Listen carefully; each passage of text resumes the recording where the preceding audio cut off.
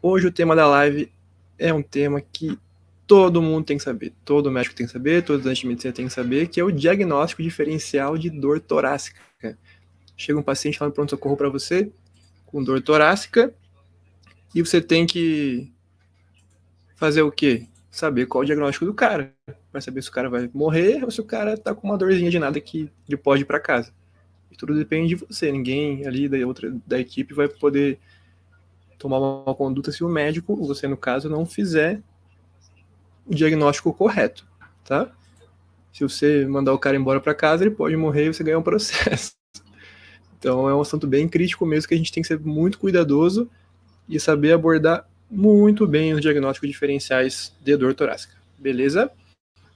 Então vamos lá. São 10 questõezinhas hoje com 10 conceitos que eu quero que você saia daqui sabendo sobre dor torácica. Beleza? Vamos lá então. Clínica médica, cardiologia, diagnóstico diferencial da dor torácica.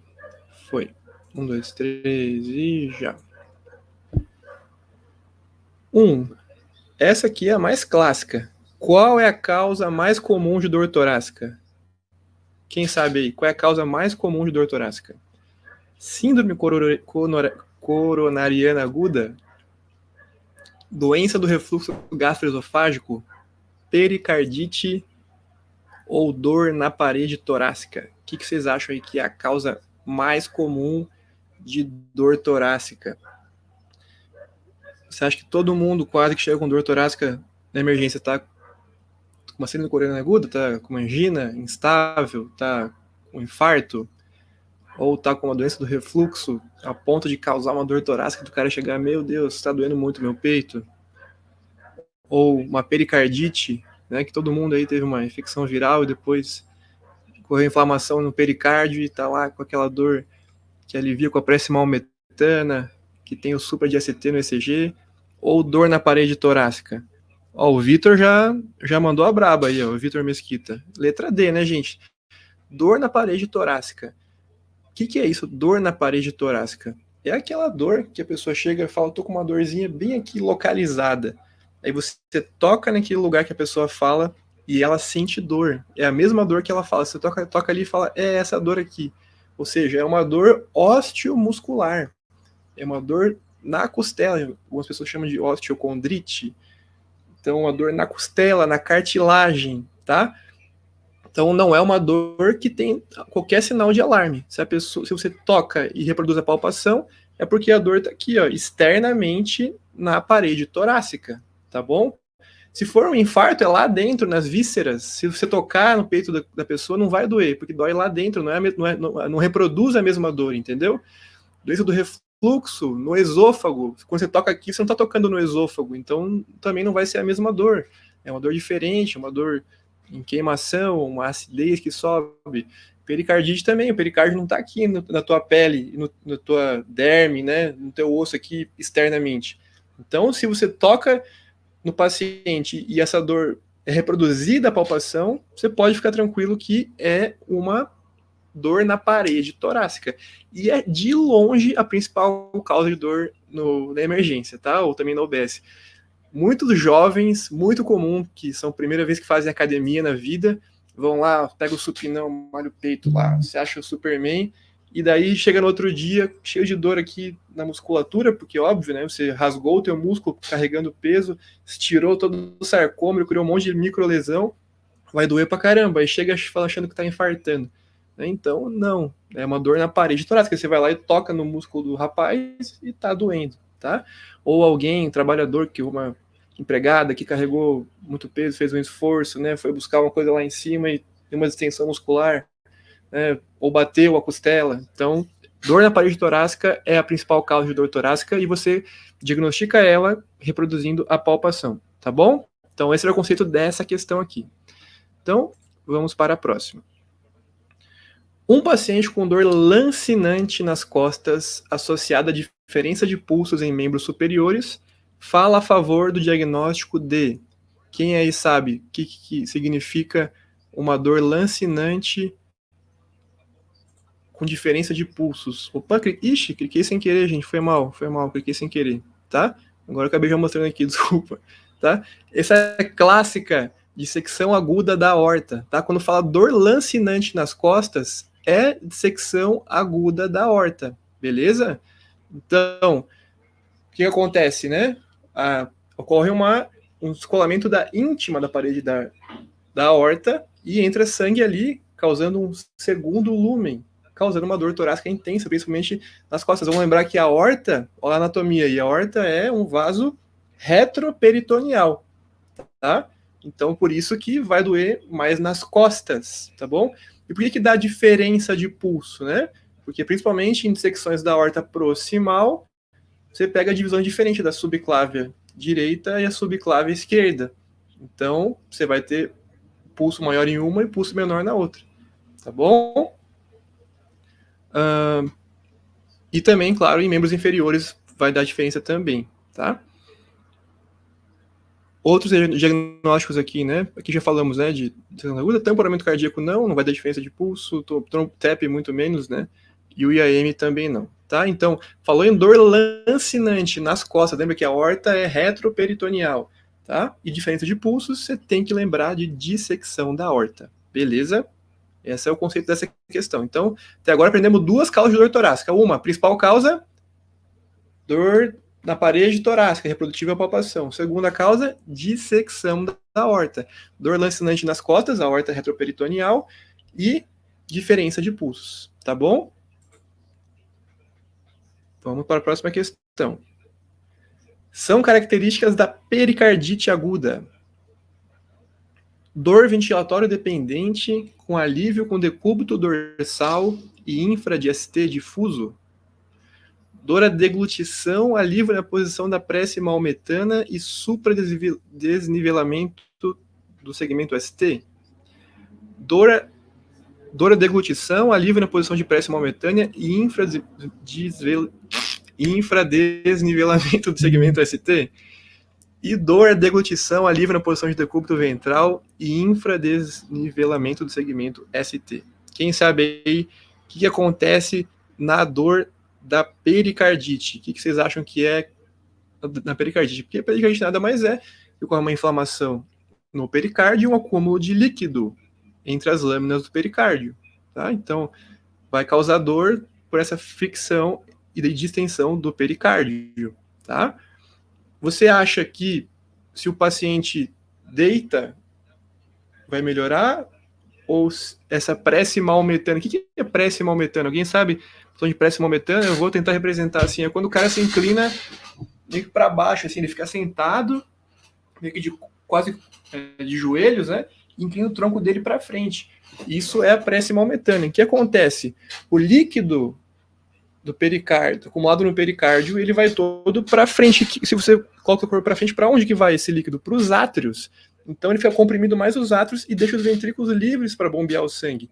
Por isso que na pericardite é um alívio da dor com a prece maometana. Quem falou aí a F.B. Limmayer, parabéns, já falou que é a letra B. Tá? Uma deglutição, porque o esôfago ali vai dar uma incomodadinha no pericárdio e ocorre sim um supra de ST difuso no eletro. Então, muitas vezes um paciente chega com dor torácica com supra de ST no eletro, não é infarto.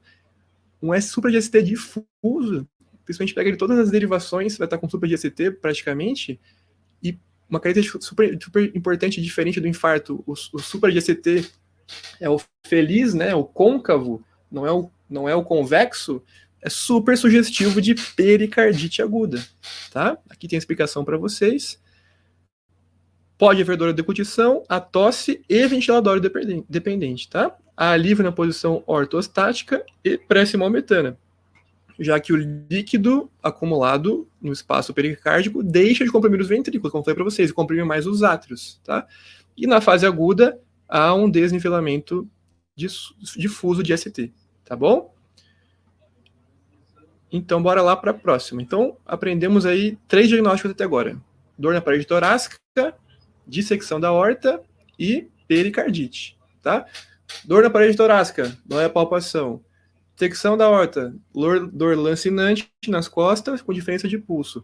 Pericardite, Uma dor que pode ser ventilatória dependente, que pode ser dor aguda de deglutição, que melhora com a paracetamol metana e que tem um supradifuso de ACT no eletro. Beleza? Sabendo isso aí, você já está voando. 4. Uma dor torácica do tipo C é aquela. Meu Deus, dor torácica do tipo C, o que será isso, né? Isso é um conceito que você tem que saber, tá? Porque quando você for tentar encaminhar um paciente para alguém que está com dor torácica, você está lá sozinho no teu postinho de saúde, sozinho na tua UPA, você quer encaminhar um paciente com dor torácica para um centro maior, né? Eles vão perguntar assim, como é que é essa dor torácica do paciente? Tipo A, tipo B, tipo C ou tipo D, né? Se você não sabe o que é tipo A, tipo B, tipo C, tipo D, você definitivamente não vai conseguir transferir esse paciente, tá? Ele vai ficar na sua mão e se for grave ele vai morrer na sua mão, tá? Então tem que saber esse conceito de dor torácica tipo A, B, C e D, tá certo? Vamos lá então. Você acha que ela é uma dor do tipo definitivamente não anginosa, definitivamente anginosa, provavelmente anginosa e provavelmente não anginosa? Então aqui já tem os conceitos de dor do tipo A, B, C e D. O que é uma dor do tipo A? É aquela que é certeza, basicamente, que ela é anginosa. Aquela dor em aperto retroesternal que irradia para o braço esquerdo, que alivia com o uso de nitrato. Então essa do tipo A seria uma definitivamente anginosa, tá? Então eu vou parar ela aqui, tá bom? Vou bloquear ela aqui. Uma dor provavelmente anginosa que eu acho que é de síndrome coronariana aguda, mas não tenho certeza, então eu tenho que pedir alguns exames para confirmar, tá? Essa seria provavelmente anginosa. A C é aquela que é provavelmente não anginosa, mas eu não consigo descartar totalmente ainda. Eu tenho quase certeza que não é, mas talvez não seja. Mas pode ter uma chancezinha que seja, então também tem que pedir exames para confirmar que não é. E a definitivamente não anginosa é, por exemplo, aquela dor palpação na parede torácica. Tocou, reproduziu, definitivamente não é uma dor anginosa. Então, posso dizer que ela é uma dor do tipo D. Então, aqui como resposta dessa questão, a gente teria uma provavelmente não anginosa, tá? Quer dizer que há poucas características de uma dor de síndrome coronariana aguda, e nesses casos devemos pedir, parabéns aí de novo, Maier, voando, devemos pedir exames complementares para descartar síndrome coronariana aguda. Lembrando dos tipos de dor torácica, de novo, né? A, com certeza anginosa, B, provavelmente é, C, provavelmente não é, e D, definitivamente não é. Tá bom? Então, quarto conceito de hoje, que existe dor do tipo A, B, C e D. A é anginosa, com certeza, e D não é anginosa, B e C fica intermediário, tá bom? Vamos para a próxima. Uma paciente de 28 anos procurou a emergência com queixas de desconforto pré-cordial, que melhorava quando se curvava para frente ou respirava fundo, iniciada 24 horas. Acabamos de falar sobre isso. Lembra que é uma dor pré-cordial que alivia quando o paciente se inclina para frente, igual a pressão momentânea? Já tem que vir na sua cabeça ali, ó, pericardite, filho. Referia a quadro gripal recente, né, que é comunsíssimo em pericardite. O paciente tem um quadro gripal e depois vai ter a dor torácica, tá? Seu exame físico foi normal, exceto por leve distermia, e o ECG evidenciou o quê? Elevação côncava do segmento ST em várias derivações. Acabamos de falar isso, que na pericardite, se você fizer um eletro, na fase aguda, você vai encontrar, muito provavelmente, elevação de ST em quase todas as derivações, tá? E o mais legal é que ele é feliz, né? Ele é côncavo, não é o triste que a gente fala que é o convexo do IAM, tá bom? E qual que é a conduta para um paciente com pericardite, né, que não tem nenhum sinal de alarme nem nada? Vai internar na unidade coronariana? Não precisa, né? Prescrever anti-inflamatório no hormonal? Sim, esse é o tratamento de escolha para pericardite aguda, tá? A gente usa anti-inflamatórios não hormonais para alívio da dor do paciente e diminuição da inflamação no pericárdio, tá bom? Ó, como eu falei para vocês, como não há nenhum sinal de alarme, né, estabilidade hemodinâmica, nem febre elevada, o manejo pode ser ambulatorial com anti-inflamatórios não hormonais, como a própria aspirina. Então, simples, né? Pericardite sem sinal de alarme, aspirina no sujeito, tá bom? Então, foi uma questão com conceito que você já sabia, que era de pericardite, Só que agora você, antes pediu o diagnóstico, agora pediu para você a conduta. A conduta é pericardite, é não grave, né? Anti-inflamatório, tá bom? Questão da UFS. As adiantes também eram de residência, eu acho, né? Aqui, a questão de Pernambuco, ó, SES de Pernambuco. Agora da UFS. Homem de 65 anos, fumante, é atendido em caráter de urgência com dor pré-cordial em aperto de forte intensidade, iniciada a 1 hora, acompanhada de sudorese profusa. Fumante, dor pré-cordial em aperto, com sudorese, já vai pensar no quê, né? Infarto. O primeiro eletrocardiograma revelou bloqueio completo do ramo esquerdo e o paciente não soube informar se era portador. A conduta do médico plantonista seria... Então vamos lá. Paciente com uma dor em aperto, sudorese, tabagista, bem típico, né, de alguém que está tendo um infarto. O eletrocardiograma mostrou um bloqueio de ramo esquerdo, não falou aqui sobre supra de ST, infra de ST, não falou de inversão de onda T, que normalmente são as alterações isquêmicas que a gente procura. Mas aqui essa questão cobra de você um conceito fundamental, que não é só o supra de ST que caracteriza um infarto agudo do miocárdio com supra de ST. Na verdade, também existe um outro achado que você tem que considerar como infarto agudo do miocárdio com supra de ST, que é o bloqueio de ramo esquerdo, tá? O novo bloqueio de ramo esquerdo. Se o paciente não sabia se ele já tinha, você considera como novo, tá? Então você vai encaminhar ele para cateterismo de urgência logo após o primeiro ECG. Você viu que é um novo bloqueio de ramo esquerdo, já encaminha. Você vai esperar o terceiro ECG e a troponina. Você vai fazer cateterismos até em 24 horas, ou você tem que fazer o exame de estresse antes da alta. Se tem bloqueio de ramo esquerdo, você já considera, um novo bloqueio de ramo esquerdo no caso, você já considera como infarto agudo do miocárdio com supra de ST e vai direto com cateterismo, tá? Para garantir que esse cara não está tendo infarto, tá? Então aqui, ó, paciente com síndrome coronariana aguda, devemos lembrar que os critérios de ECG nos fazem afirmar diagnóstico com supra de ST. Quais são esses critérios? Supra, no eletro, né? Supra de ST mais que 1 milímetro em duas derivações contíguas, menos V2 e V3, né? Tem um macetinho que a gente faz, né? Faz o V, né? As derivações de pré-cordiais a gente é o V, né? V1, V2, V3. Então, para lembrar as exceções, né? Que não são 1 milímetro de derivação, a gente faz o V, né? Para lembrar de V2, fica 2 dedos para cima, e V3, né? 3 dedos aqui para baixo. Então, V2 e V3 são uma exceção. Não basta ter só 1 milímetro de derivação, tem que ter mais que isso. E quanto? Em mulheres, pelo menos 1,5, em homens com mais de 40 anos, 2 milímetros, e homens menores de 40 anos, 2,5 milímetros, tá? Tem aquela brincadeira que a gente fala, né? Para homens mais velhos, a gente exige menos elevação. É uma brincadeira, tá?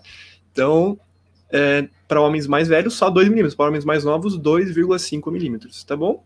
E, além disso, novo bloqueio de ramo esquerdo. A gente considera também como infarto agudo do miocárdio com supra de ST, tá bom? Então, manda para o cateterismo direto, beleza? Então, o conceito dessa questão era saber os critérios de IAM no eletrocardiograma e lembrar desse detalhe aí do V2 e V3 e também do bloqueio de ramo esquerdo, que muita gente esquece, tá bom? Próxima questão também de residência, da Federal do Espírito Santo. Homem, 78 anos, admitido em pronto-socorro, com dor pré-cordial típica há cerca de 1 hora associada à dispneia. Histórico de uso de sildenafila há 3 horas. Para quem não sabe, o sildenafila é o famoso Viagra, né? Ele é um grande vasodilatador, para ele dilatar os vasos para o sangue e em direção ao pênis, tá? Mas também acaba dando uma vasodilatação em outras partes do corpo. Ao exame físico, apresenta-se orientado sudoreio com frequência cardíaca de 110 e pressão arterial de 85/50. O eletrocardiograma evidencia infradesnivelamento do segmento ST de V1 a V3, né, que seria uma parte da parede anterior. Este paciente deve ser tratado com cara hipotenso, com dor torácica típica e infra de ST de V1 a V3. O que você pensa que esse cara tá acontecendo com esse cara? Você tem que tratar ele, né? O que vocês acham aí, gente? Quem sabe isso aqui tá voando. Quais seriam as medidas iniciais aqui? Você vai dar um nitratinho sublingual para esse cara? O nitroprussiato? Nesse caso, não. Normalmente a gente dá assim, logo de cara já fala Isordil 5mg, dá para esse cara aí, né?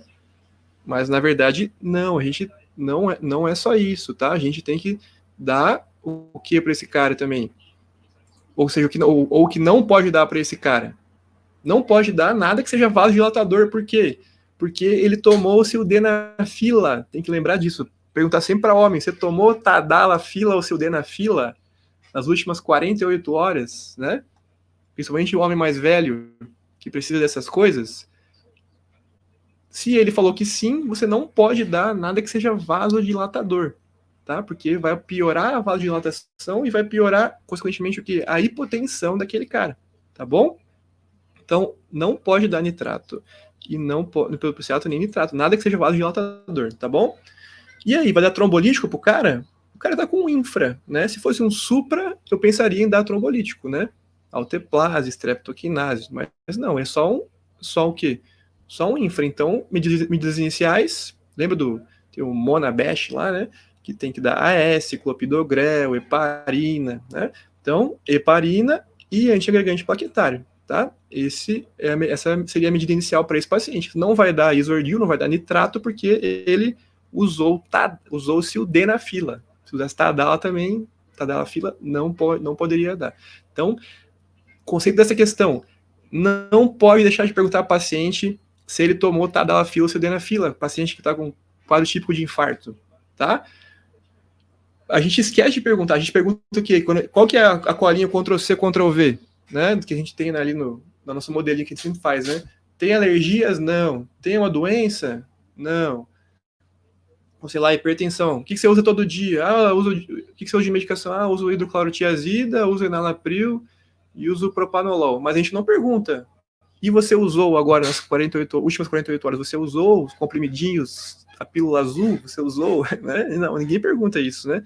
Então a gente tem que lembrar disso aí, tá bom? Esse é o conceito dessa questão. Não esqueça de perguntar para o paciente isso. Questão da UERJ do Rio de Janeiro. O paciente de 57 anos apresenta dor precordial irradiada para membro superior esquerdo que revelou supra de ST em D2, D3 e D3 e AVF. O que é isso, né? Um infarto de parede inferior. A gente vai suspeitar aí de parte de parede inferior, artéria coronária direita, então, de ventrículo. Qual ventrículo está sendo afetado? Ventrículo direito, tá? O médico do serviço realizou infusão de streptokinase, além de ácido acetilsalicílico AS, beta-block e nitrato. Na sequência, o paciente evoluiu com hipotensão, mantendo frequência cardíaca e os pulmões limpos, a frequência cardíaca de 100 e os pulmões limpos à ausculta. A causa mais provável é... Bom, se a gente já falou para vocês aqui que teve, né, um supra de parede inferior, a gente vai suspeitar principalmente de um infarto ventrículo direito, né, um conceito clássico. Então eu já marcaria de cara aqui a letra C, tá? Mas por que não são as outras, né? Reação anafilática streptokinase poderia ser, porque dos trombolíticos, alteplase, né, tenecteplase, streptokinase, é clássico da streptokinase, o efeito colateral principal que dá é reação anafilática, tá? Então poderia ter dado. E a anafilaxia causa o quê? Hipotensão. Só que ele falou que os pulmões estão limpos, então se o pulmão está limpo, como é que estaria na anafilaxia? Estaria sibilando, né? Então eu descartaria essa por esse motivo, tá bom? E o que aconteceu aqui, né? O paciente teve um infarto ventrículo direito e o rapaz foi lá e deu um beta-bloqueador e nitrato para ele ainda. Né? O que acontece? Lembra da questão anterior? O que o nitrato faz? Vasodilatação. Se você faz vasodilatação, você diminui a pré-carga. Então, menos sangue ainda chega no ventrículo direito, menos sangue vai ser bombeado depois também lá para frente, ou seja, hipotensão. Tá? Então, outro conceito fundamental. Se você tem infarto ventrículo direito, não podemos administrar morfina ou nitratos, porque eles diminuem a pré-carga por causa da vasodilatação. Quando a gente tem infarto ventrículo direito, a conduta seria administrar volume, para aumentar essa pré-carga, tá? Beleza? Ó, como foi, né, um infarto faringe inferior, seria interessante a gente rodar as derivações V3R, V4R para ter certeza que foi o ventrículo direito, tá bom? Próxima, questão do Hospital de Clínicas de Porto Alegre. Todas as assertivas abaixo relativas à dissecção aguda da aorta estão corretas, exceto uma. Então, já falamos de dissecção da aorta lá nas primeiras questões, né? Qual que era o quadro mesmo? Dor lancinante nas costas e diferença de pulsos, tá? E agora, o que a gente tem que saber aqui? Ele pede a incorreta. Vamos lá, então. Homens são mais frequentemente afetados que mulheres? Sim, isso é verdade, tá? Homens têm mais dissecção da aorta que mulheres, porque um dos fatores de risco principais é a hipertensão, né? E os homens têm normalmente a pressão mais elevada que as mulheres, tá? Em geral, os pacientes apresentam hipotensão. Não, acabei de falar que na dissecção da aorta, um dos fatores de risco é a hipertensão, e é uma das principais causas de emergências hipertensivas, tá? E o tratamento inicial, você vai dar um beta-bloqueador e um nitroprusiato para baixar a pressão desse paciente, tá certo? Então tá errado isso aqui, não tem hipotensão, é uma emergência hipertensiva, na verdade, a dissecção da aorta, tá? Pode ter hipotensão? Pode, se o paciente evoluir com insuficiência aórtica ou tamponamento cardíaco, tá? Mas é mais improvável, mais comum é que o paciente tenha hipertensão nesses casos, tá bom? Aqui na dor torácica, né, que tórax, costas também é tórax, né? Déficit de pulso é mais comum nas dissecções proximais que distais, claro, porque nas dissecções proximais você vai pegar a diferença entre a subclávia direita e esquerda. Dissecções distais, eu não vai pegar a diferença de subclávia de irrigação para subclávia direita e esquerda, tá? Alguns pacientes podem apresentar elevação do nível de troponina ou alterações isquêmicas no eletrocardiograma? Sim, podem, tá? Por isso que é importante também, quando o paciente tem dor torácica, você pedir um raio-x, porque se ele tiver alargamento do mediastino, você vai pensar em dissecção da aorta, tá? E daí, se você der anticoagulante e trombolítico para o paciente com dissecção da aorta, ele vai sangrar e vai morrer. Então, cuidado com o eletrocardiograma em paciente com dor torácica e você não pedir o raio-x para não saber se tem dissecção da aorta. Tá? Muito cuidado. Última questão, gente. Com relação à dissecção aórtica, de novo aí, é incorreto afirmar que frequentemente é associada a hipertensão arterial. Acabamos de falar, sim, mais frequentemente uma emergência hipertensiva.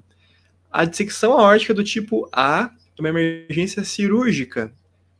Lembra o que é a dissecção aórtica do Stanford? Tipo A é aquela que pega a aorta ascendente, tá? Então, a aorta ascendente é a dissecção do tipo A de Stanford, e é sim uma emergência cirúrgica. Dissecção aórtica do tipo A, ou seja, da aorta ascendente, cirurgia no cara. Do tipo B, que pega descendente, você pode tratar clinicamente com nitroprusiato e beta-bloqueador, tá? A insuficiência aórtica pode estar associada à dissecção aórtica? Sim, né? Se você tem uma dissecção bem proximal, você pode ter até, inclusive, você pega ali o comecinho da aorta, que está vinculado com a válvula aórtica, então você vai ter uma insuficiência aórtica. Pode haver um sopro, inclusive, na ausculta. A dissecção aórtica do tipo B é aquela que se localiza na aorta ascendente. Não, acabamos de falar, né? Que a tipo A é da aorta ascendente. Inclusive, esse é um macete, né? A de ascendente. Tá? Então, tipo A pega a aorta ascendente, tipo B pega a aorta descendente. Beleza? Boa aí, ó. A Maier tá voando, vai ser cardio essa mulher. Tá voando demais. Tá louco. Então era isso, gente. Esses eram os conceitos que eu queria falar com vocês de dor torácica, mas antes eu queria mostrar sobre um resumo dinâmico sobre dissecção da aorta, que muita gente tem dúvida, tá? Sobre classificação de Baker, Stanford, tá? Uma coisa que não foi falado aqui foi o TEP, né? Que é uma causa super importante de dor torácica também. TEP, né? Você vai lembrar, principalmente pacientes, né? Com história de TVP, né? Perna inchada ali pro trombo e subiu, foi por história de imobilização recente, paciente que tem câncer também, hipercoagulabilidade, tá? Mulher com uso de anticoncepcional, tudo que aumenta a coagulabilidade, você vai lembrar de TEP, tá? No eletro tem aquela alteração bem específica, né? O S1, Q3, T3, né? Onda 1, onda S em D1, onda Q em D3 e onda T invertida em D3. S1, Q3, T3, tá? Deixa eu mostrar para vocês aqui o resumo dinâmico de secção da aorta. Vem aqui em cirurgia vascular, secção da aorta. Ó, vamos revisar a secção da aorta, DBAK, A e B, 1, 2, 3, meu Deus, né? Vamos ver o que é isso. Primeiro, só um conceitinho, né? De secção da aorta existe aguda e crônica, tá? Então, 2 semanas a gente chama de aguda e maior que 2 semanas a gente chama de crônica, tá? Só pra gente saber esse conceito. Nada muito importante, mas é um conceito que é cobrado às vezes. Secção aórtica é uma das poucas emergências hipertensivas que temos que abaixar para rapidamente mais que 25%. Sim, isso é verdade, tá? Você vai usar um nitroprusiato e um beta-bloqueador para baixar essa pressão logo, para evitar que ocorra mais dissecção da aorta ainda, tá bom? Então, o alvo é você baixar a sistólica para 110 até 100, tá? Então, bem baixa mesmo, com nitroprusiato, e também vai baixar a frequência cardíaca para 60 usando beta-bloqueador, tá bom? A DBAK você pode ter tipo A e tipo B. A gente falou na questão, né, que é Stanford, A e B. Mas como que eu vou lembrar disso, né? Ó, dá uma confusão, né? Stanford, DBAK, mas para não errar, né? DBAK tem 3 sílabas, DBAK, tá? Então 3 sílabas, então é A, então é 1, 2 e 3, tá? E o Stanford é 2 sílabas, então é A e B, tá? E na primeira sílaba tem A, para não confundir se é 1 e 2 ou A, B e C, né? Então, Stanford, A e B, e DBAK, 1, 2 e 3, tá bom?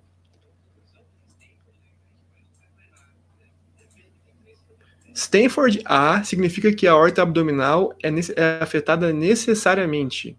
Stanford A é o quê? A aorta ascendente. Então, não há nada a ver isso aí de aorta abdominal, tá? A aorta ascendente é torácica, né? Pega a parte torácica. Chega de se confundir com isso, né? Porque ninguém aguenta mais esses decorebinhos aí. Vamos aprender aí. Ó, uma setinha para vocês, né? Stanford A e B e D, Baker 1, 2 e 3, tá? Stanford A, né? Pega ascendente, mas aqui está representando o D, Baker 1. O que é o D, Baker 1? O 1 parece o I, né? Então, para dizer que pega a aorta inteira. Então, o D, Baker I, ou 1, pega a aorta inteira. Tá? Um macetão aí para não errar nunca mais. Stanford A é qualquer dissecção que pega a aorta ascendente. Então, o DBAK 1, que pega a aorta inteira, é também a Stanford A. E o DBAK 2 só pega a parte ascendente. Tá? Então, o Stanford A vai pegar, é a mesma coisa que DBAK 1 ou 2. Tá bom? E o DBAK 3 só pega a aorta descendente. Tá bom? E a Stanford B é aquela que não pega a ascendente, ou seja, aquela que pega a descendente. Tá claro? Então, use esse macetinho aí que você não vai errar nunca mais. Beleza, gente? Então é isso, pessoal. Espero que tenha ficado claro as principais causas de dor torácica. A principal causa, dor na parede torácica. A gente falou aqui de dissecção da aorta pra caramba. Falamos de pericardite pra caramba, infarto, dor torácica do tipo A, B, C e D, um pouquinho de TEP também comentamos. Então, sabendo essas principais causas, você está tranquilo para poder descartar outras causas que poderiam ser, né? Dor do refluxo gastroesofágico, ruptura esofágica, mas aí são causas um pouco mais raras e mais fáceis de identificar. Tá bom, gente? Não esquece de pedir o raio-x, não só o eletro, para poder fazer esse diagnóstico diferencial de dor torácica com dissecção da aorta. Tá bom? Espero que tenham gostado. Nos vemos no próximo vídeo. Se quiserem sugestões de temas que vocês querem, ou revisão para a prova, amanhã tem, semana que vem tem uma prova difícil na faculdade, queria uma revisão da Medicine, só manda mensagem no nosso direct que a gente faz uma live para a tua turma especial para vocês, só do tema que vocês quiserem para a prova. Pode ser um dia antes da prova, pode ser 2 dias antes, como vocês quiserem. Só mandar mensagem para a gente faz essa revisão para vocês pré-prova. Beleza? Um grande abraço para vocês. Vejo vocês na próxima.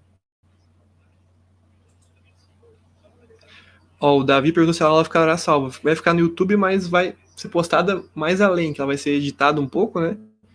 Mas vai ser postada futuramente sim, tá bom?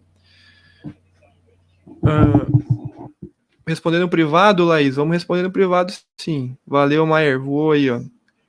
Cailson, valeu também, valeu, pessoal.